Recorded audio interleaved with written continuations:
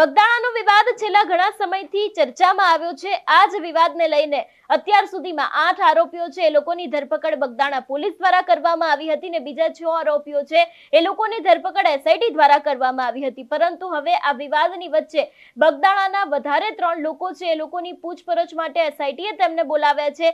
આ વિષયને લઈને વિગતે વાત કરવામાં આવે તો અત્યારે હાલ આ કેસનો આજે 31મો દિવસ છે અને એસઆઈટી તપાસને આજે લગભગ 23 દિવસ થયા છે ને 3 દિવસ પછી વધુ 3 લોકોને પૂછપરછ માટે એસઆઈટીએ બોલાવ્યા છે। બગદાણા ગામના શૈલેષ બારૈયા, પ્રવીણ બાંભણિયા અને દીનો ઉર્ફે ગોલ્ડન નામના વ્યક્તિઓને અત્યારે હાલ એસઆઈટી દ્વારા પૂછપરછ માટે બોલાવવામાં આવ્યા છે એવી અપડેટ સામે આવી રહી છે અને એક વ્યક્તિ દ્વારા આગોતરા જામીન પણ મૂકવામાં આવ્યા છે એવી પણ સૂત્રો પાસેથી માહિતી સામે આવી રહી છે।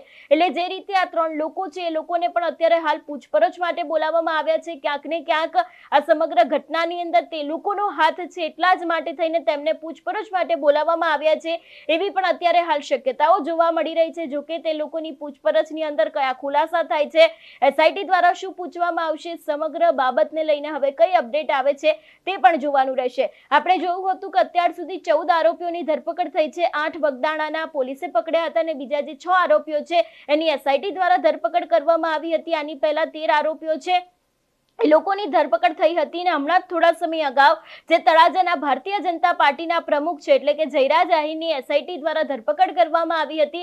એસઆઈટીએ સૌથી પહેલી વખત તેમને સમન્સ મોકલ્યું હતું ત્યારે તેમની 3 કલાક પૂછપરછ ચાલી હતી અને બાદ ફરી એક વખત તે લોકોને સમન્સ પાઠવવામાં આવ્યું હતું અને જયરાજ આહીરની લગભગ 2 કલાક પૂછપરછ બાદ જયરાજ આહીરની પણ ધરપકડ કરવામાં આવી હતી। એ બાદ આપણે જોયું હતું કે ક્યાંક ને ક્યાંક કોળી સમાજના લોકો છે એ લોકો અત્યારે હાલ ફરી એક વખત મેદાને આવ્યા છે અને તે લોકો દ્વારા સવાલ એ પણ ઉભો કરવામાં આવ્યો છે કે જે વ્યક્તિઓ દ્વારા શરૂઆતની તપાસ કરવામાં આવી હતી એટલે કે પીઆઈ ડાંગર છે, પીઆઈ કેએસ પટેલ છે અને ડીવાયએસપી રીમાબા ઝાલા છે એ લોકોની સામે પણ જયરાજ આહીરની જેમ જ કડક કાર્યવાહી કરવામાં આવે એવી પણ માંગ કરવામાં આવી હતી। પરંતુ હવે આ બગદાણા કેસને લઈને વધુ 3 લોકો છે એ લોકોની અત્યારે હાલ પૂછપરછ કરવા માટે એસઆઈટી દ્વારા તે લોકોને બોલાવવામાં આવ્યા છે।